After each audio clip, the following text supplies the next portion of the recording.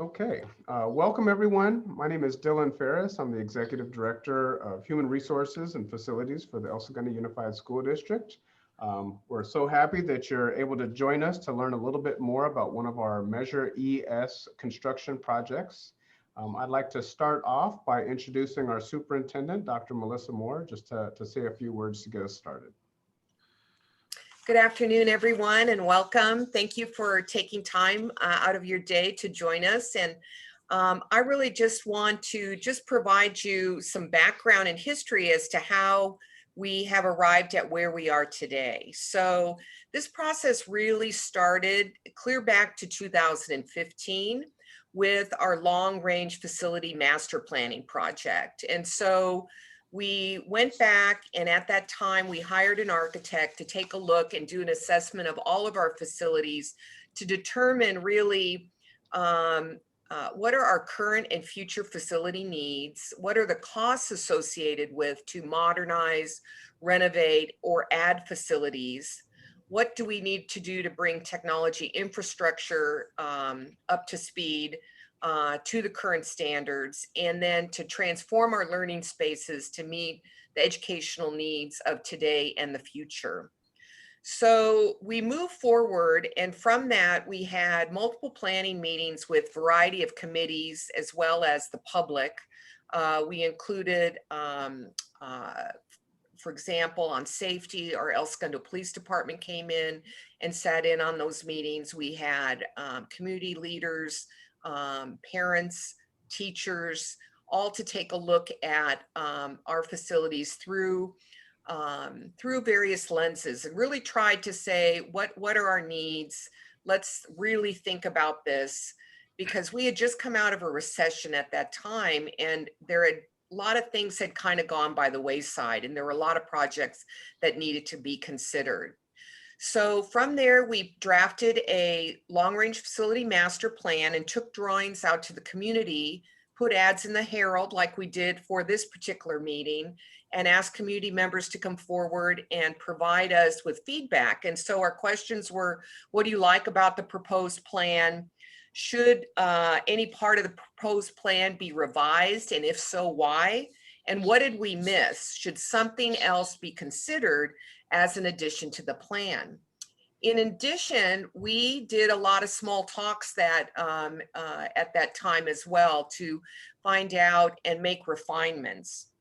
So 2 years went by, and we recognized that in 2 years' time, our $92 million price tag had gone up because construction costs had escalated. So we had to revise our plan as we and the board considered possibly going to the community regarding a general obligation bond measure.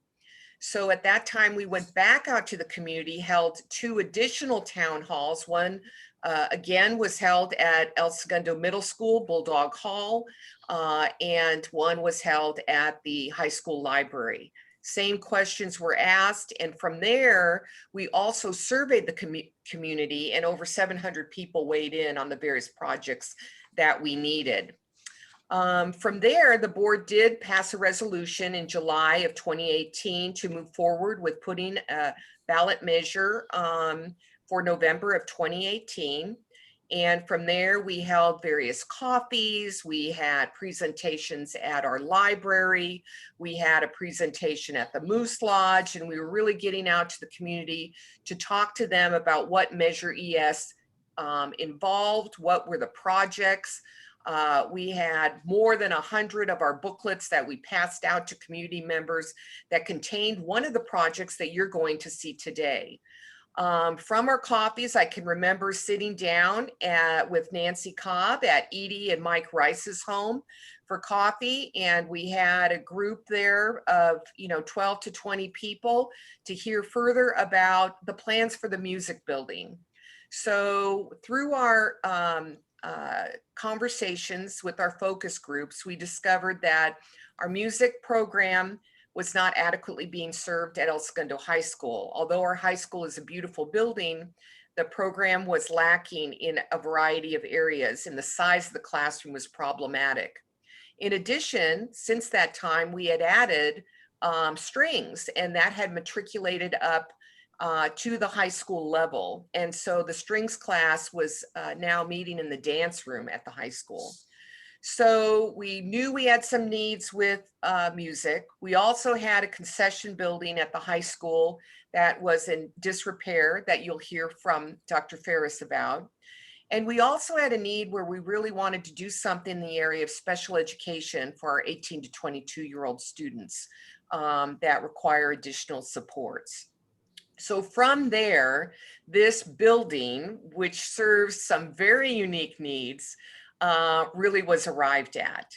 And we are very pleased to bring you some concepts today about what purposes and functionality these buildings would serve. And I will turn it at this point over to Dr. Ferris after I've just provided you some context as it relates to that. We're so pleased that in November of 2018, Measure ES was passed with an overwhelming 63.32% of the vote. And so we are so thankful to our community for supporting our district in this manner. And we are in the planning stages for this new facility. And I will turn it over to Dr. Ferris to share more regarding the functionality. Thank you for being here. Thank you, Dr. Moore.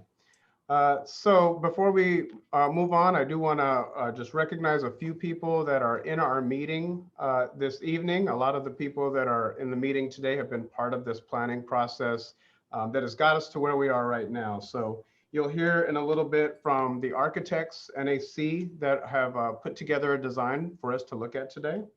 Randall Wilson, Scott Nix, and Tim Ballard are the team that have been putting this together. Also, we have our bond program manager, Preeti D'Souza. We have our high school administration team that's here, Sarah DeBlanis, Dr. Melissa Gooden, as well as Allison Davis, the band director, who's been with us every step of the way so far. Of course, I'd be remiss if I didn't mention our board president who's in the audience, Tracy Muller-Zarnicki, who's just here to listen, but she is here with us this evening. And then, of course, we have some district administrators with us. Kim Lenz, our CBO, is here as well. And Ali Rabi'i, the infamous Ali Rabi'i, Director of Operations, is here too. So I'm just going to share a little bit more about what we're doing today. So we are, and I'm going to share my screen here.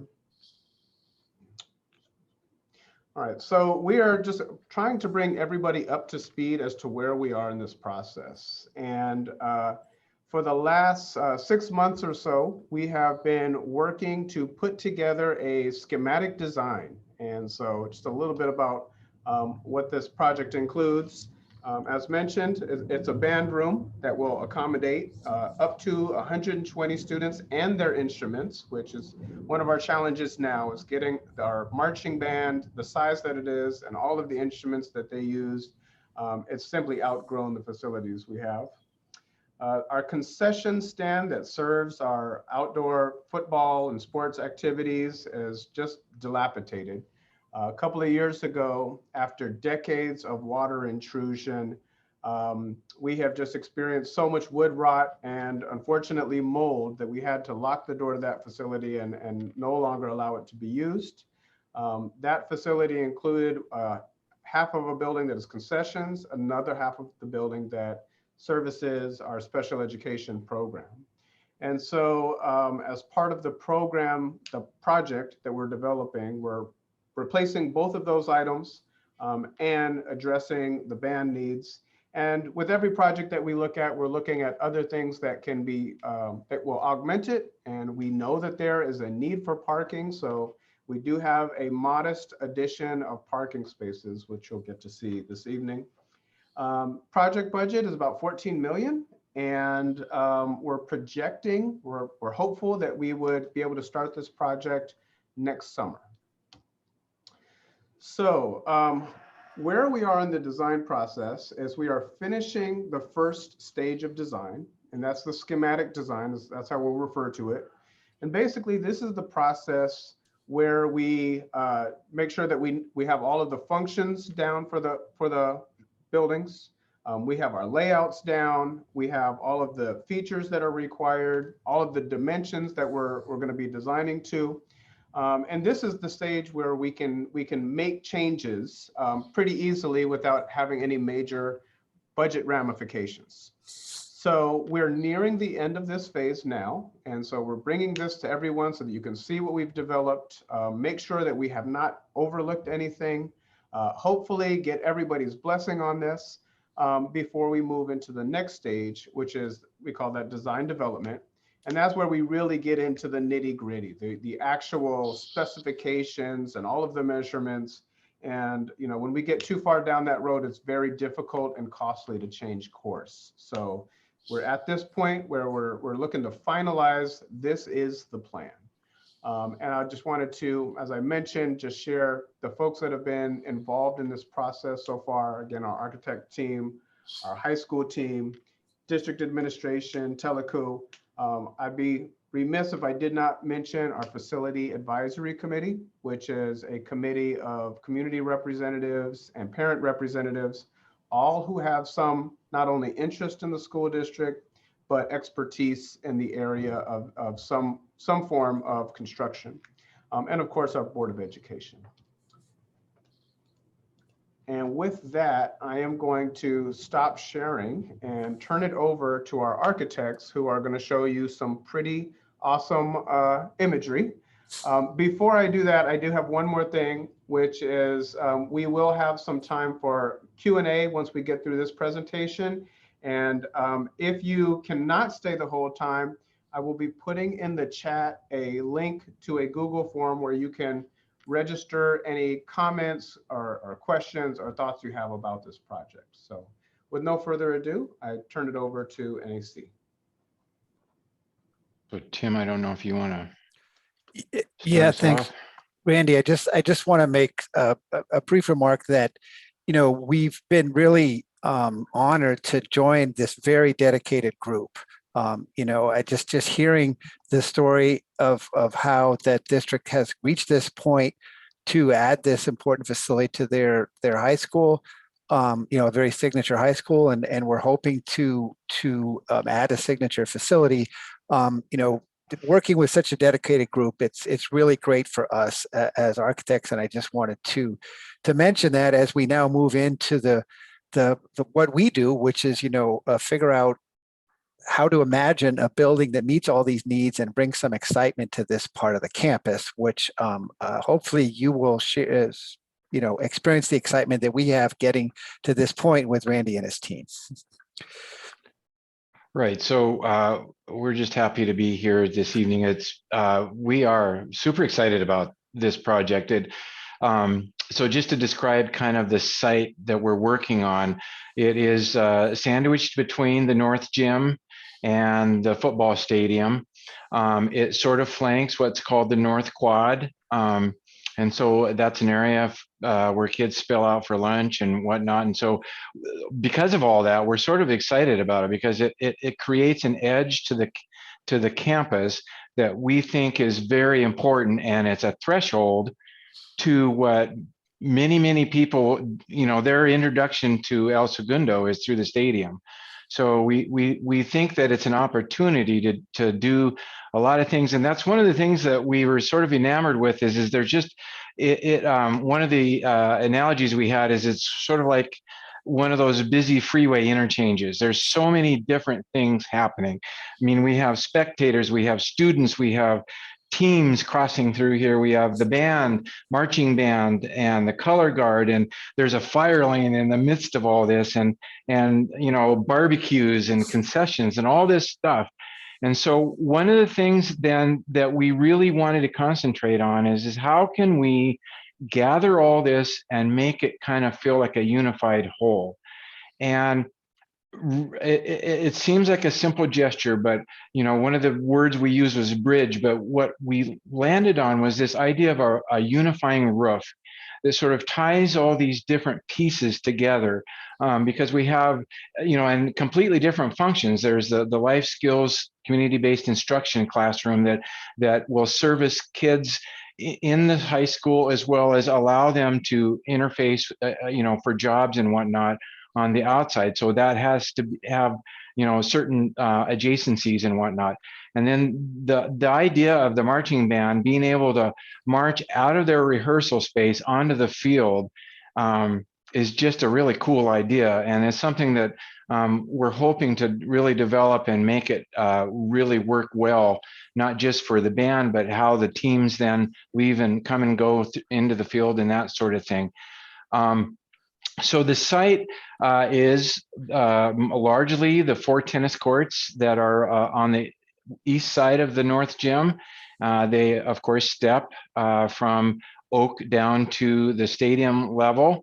And so this building also kind of follows that same thing. We are trying to pay attention. There's certain engineering seismic issues that keeps that step down below 6 feet, so that we're working with our structural engineers to make sure that happens.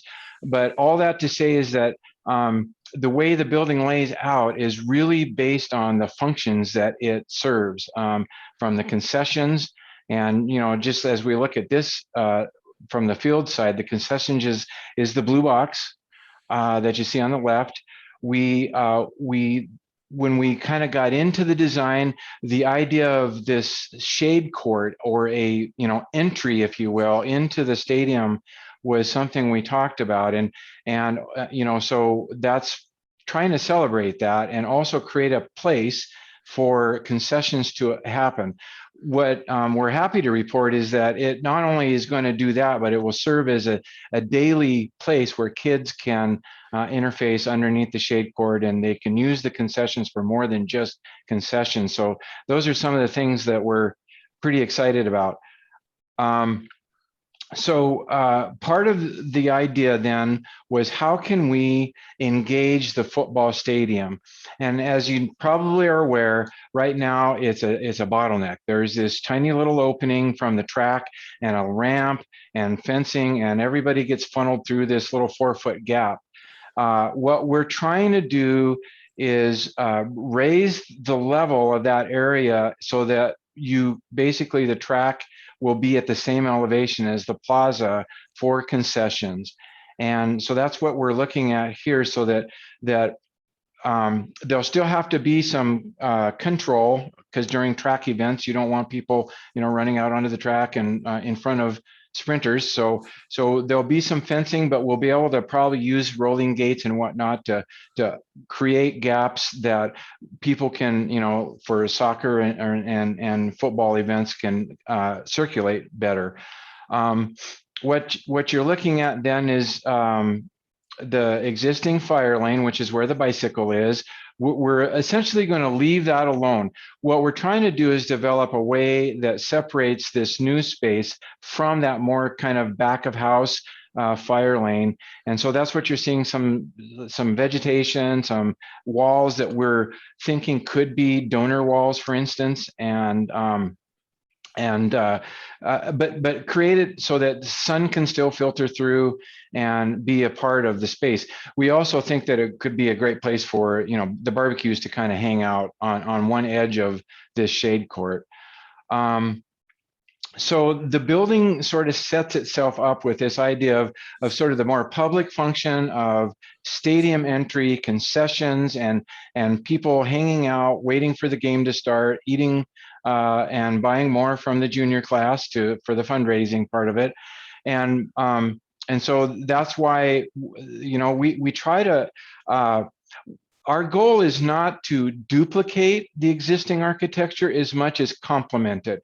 We want the building to be of its own time, and so that's the concessions. The idea here, the reason it's blue, of course, is school colors. We try to be careful that, where we use them, there's a reason for that. And so that's why you're seeing this blue box sort of, and that's the only color that you're seeing.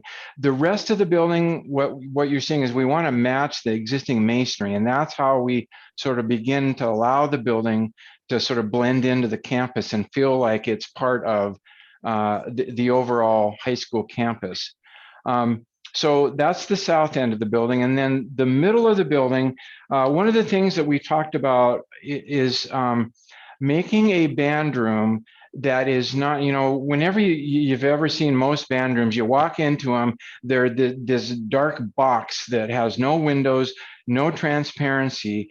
And because of the importance of the marching band in your community, we are really enamored with this idea of making it visible.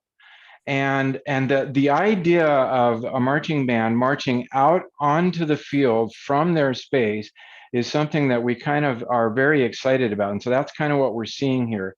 And it's very transparent. And yeah, and that may ask, some of you may say, well, how do you do that in a band room? And Allison is very keen on that question as well. And that's ours to solve, and we have an acoustical engineer that will help us solve that as we get into it, as well as window shades and stuff that will control the sun, because that's another piece of the puzzle.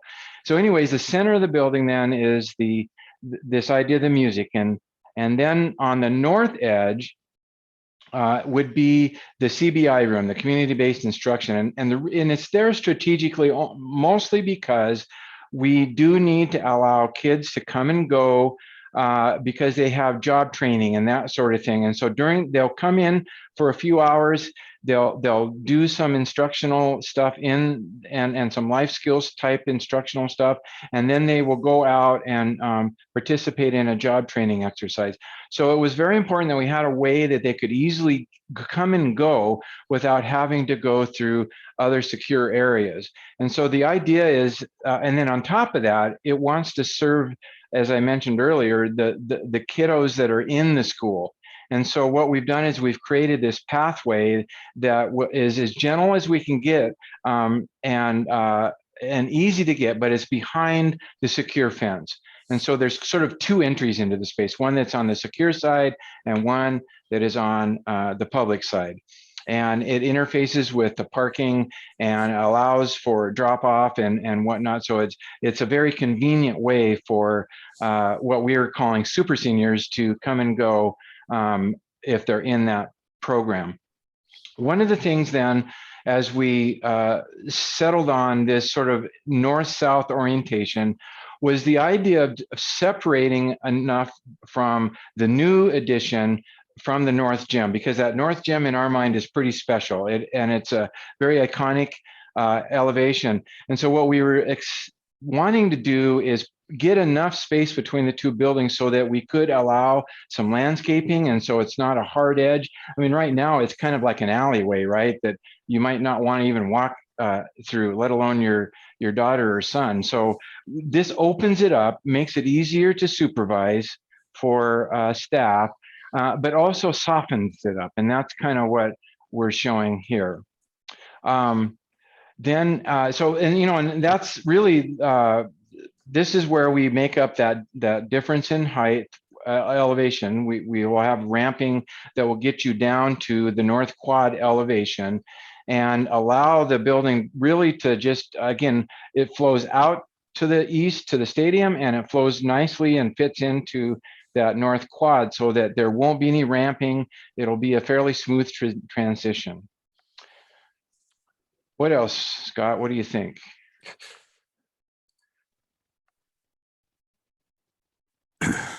And maybe we could back out again, and you see how this overarching roof is kind of this idea that then bridges all of these different functions together.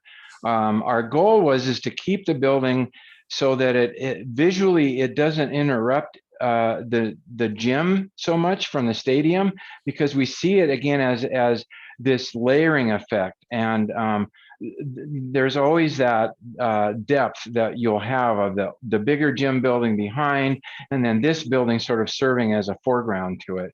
We're sort of excited about some of the ideas of how this during a Friday Night Lights event, how this building looks as a backdrop again to that, because again, we want this nice splash of light where the courtyard is, where all the concessions are happening. And some of the thinking we've been is how do the football teams, when they enter the field and leave the field at halftime, how that works. And you'll see that what we're thinking is the football players will move through the plaza onto the fire lane and obviously directly into the locker room for the home team, and then around up the road and up the ramps to the locker room in the north gym. But again, we can pick and choose where they go because we won't have the curb that is today a barrier between the track and our plaza. Let's see.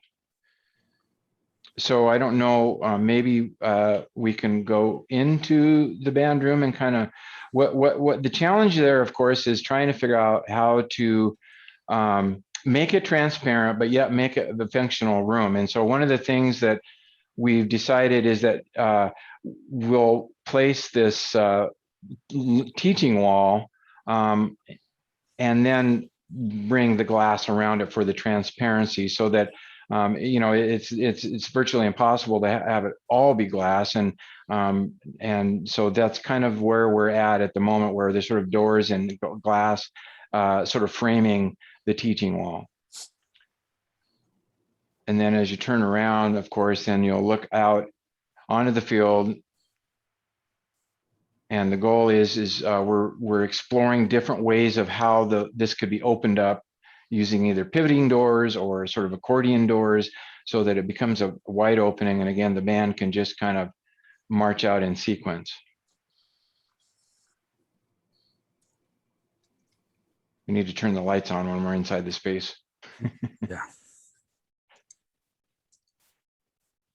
So one of the things that we are pretty excited about, again, is, you know, you've got these three functions, but one of the impacts that this building has is on where you're entertaining other communities in a football game. So what does it look like in the evening? And the good thing is with LED lights nowadays that are fairly inexpensive, we can do some lighting that will make it kind of be this iconic structure that will act as a backdrop for the football games. You know, with the marching band, again, this very busy court where people will be eating and congregating someday. Hopefully this next, you know, when this building opens, by then we should be able to do that, right, without with a more normal sort of thing. We're not showing the scoreboard in this rendering yet. We do have to get it. It's sort of, Scott can kind of circle with his mouse where it is. So we do need to get that in there because it is a part of the thing. But as you can see, the building sort of sits now with the north gym sort of looming over it. And one of the things we want to do is light up that gym facade so that it does do that. And again, that's a fairly economical way that we can really give the stadium a pretty interesting west side.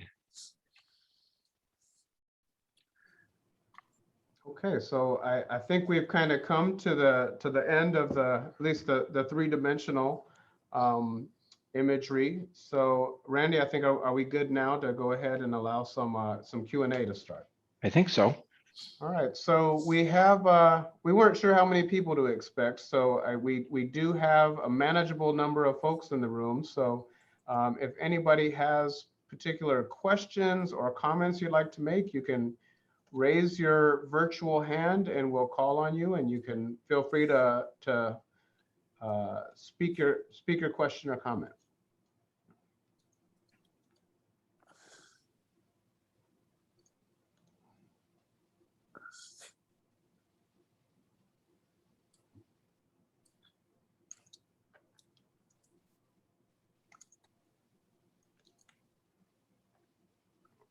Okay, well, while we're allowing your questions to fester, all right, I have Lisa. Great. Lisa, please join us.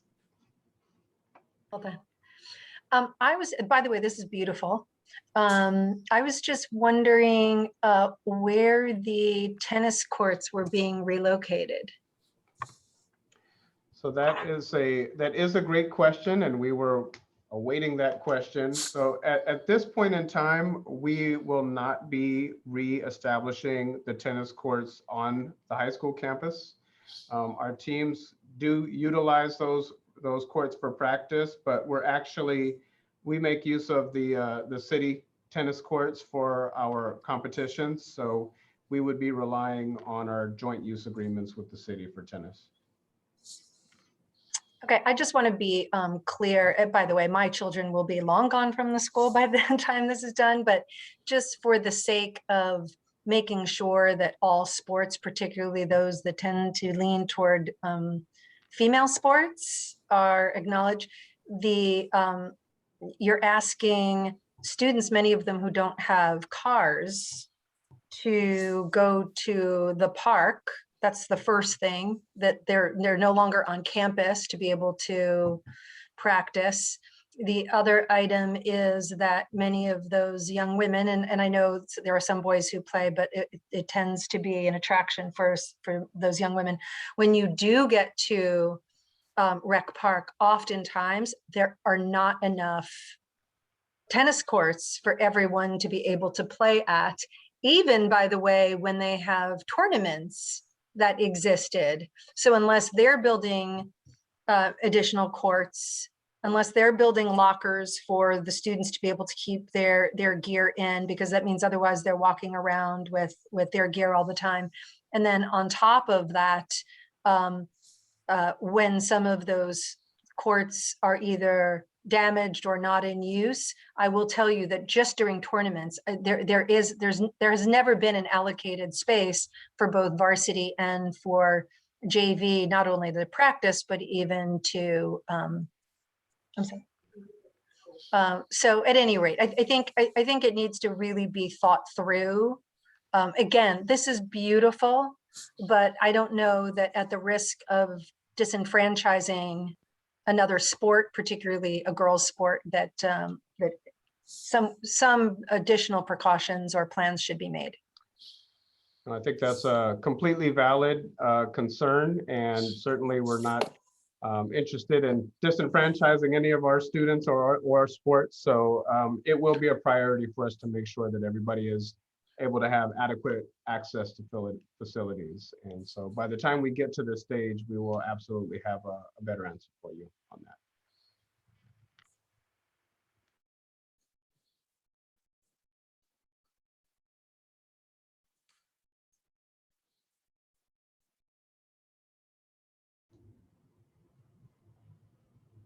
Any other questions or comments? And I'd just like to point out that I did put a link to the survey regarding this project in the chat. And so we would appreciate it if you would click on that and tell us what you like, tell us what you don't like. Any comments on any aspect of this, please feel free to include there. We will be disseminating the video of this presentation, posting it on our website, and sending out this survey along with it. So I'll wait a few more moments to see if we have anyone else who would like to jump in.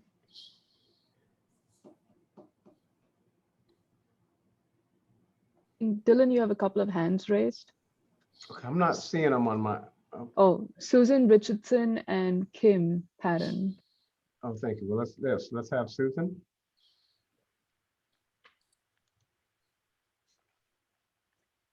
You're muted, Susan. Oh, I didn't know I had touched that button. Sorry. It looks beautiful. What are those boxes or what the structures, the tan structures boxes on either side of the main structure? Look like they have the same color brick on them. Right. So those are part of the program for mostly the music space. So they are, for instance, storage rooms for the most part for instrument storage and that sort of thing. I think they are some practice rooms as well. What are they going to do with the old band room? That's a good question. So the intent is that it will serve choir and the strings program. because we'll be taking most of the big bulky sort of stuff that is currently crowding out the room and store them in this building because they're part of the band program.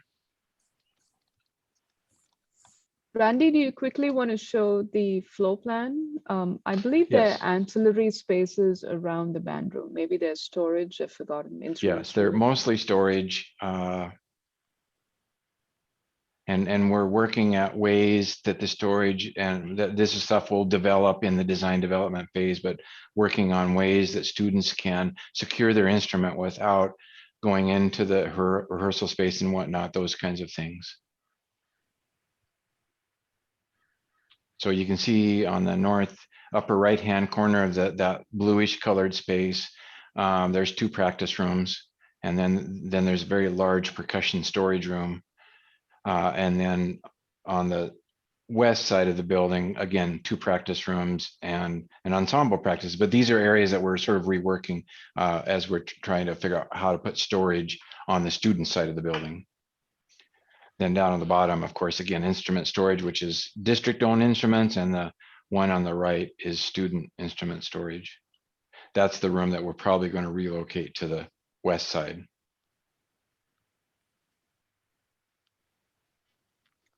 And well, just to maybe finish, so the yellow space down the bottom is the concessions.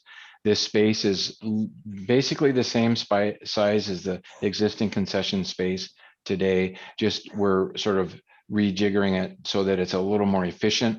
And then we're adding a small office where they can keep the cash and that sort of thing. The gray areas on the left of that are the toilet rooms and the sort of the back of house mechanical, electrical, custodial staff toilet.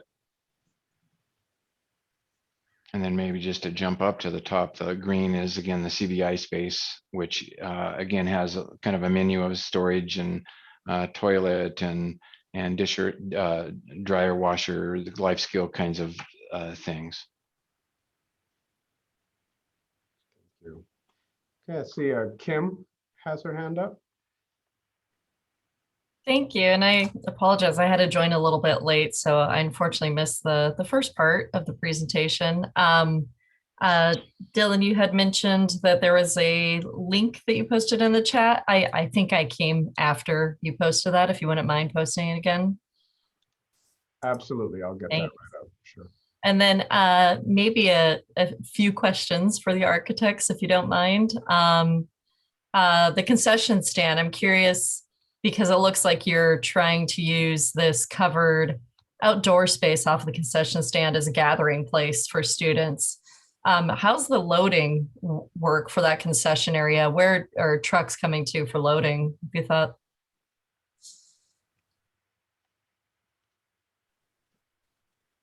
Sorry. Well, so we have this fire lane where, and quite frankly, I'm not sure that we had too many conversations about that because essentially it's in the same place that it is today. Mm-hmm. And so I don't know if they are loading it from, you know, the Oak Street entry or if they are actually having anybody access the fire lane, which is a bit of a labyrinth to get down there. But there's, again, the idea is that this sidewalk that connects to the north parking is accessible and it's wide because we're also thinking that for band competitions, they're going to be rolling all of their big equipment up this same ramp and loading it onto a box truck. So that's kind of the thinking is, you know, for access for stuff in bulk. Mm-hmm. Got it. And then I'm curious, there's a lot of glazing, which is lovely. Have you had a chance to look at how that will perform in terms of heat gain and daylight? Yeah, especially on the west side. We definitely will have to work on some shade control devices. I mean, we're thinking of probably a dual roller shade. One would be a sheer one for, you know, cloudy days. The other one would be a blackout shade. Because glare is also going to be an issue. And so all those are all kind of things that we'll again begin to develop in design development. Thank you. I do think now is probably a good time to add some caveats to this presentation, which are, so this schematic design does not have an official cost estimate yet. So we do have about a $14 million budget, but our project will be some version of this, which could be a maybe scaled back version depending on how those cost estimates come in and whether we have to do any value engineering along the way. Okay, let's see. I'm not seeing any more hands. I'll make a last call. And if we don't have anyone else, we'd like to thank everybody for coming this evening. As I mentioned, we'll get this posted. We do hope people will kind of help spread the word about this. And if folks have questions or concerns, by all means, you can send them my direction. Again, I'm Dylan Ferris. I'm the Executive Director of Human Resources and Facilities. Easily accessible if you go to our website. And as I'm not seeing any more hands, I'm going to thank again our guests. Thanks to our presenters today, and wish everybody a great evening.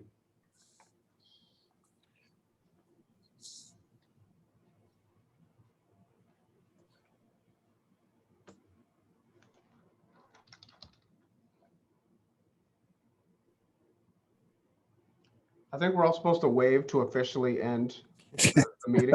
Right? Shows we're still awake.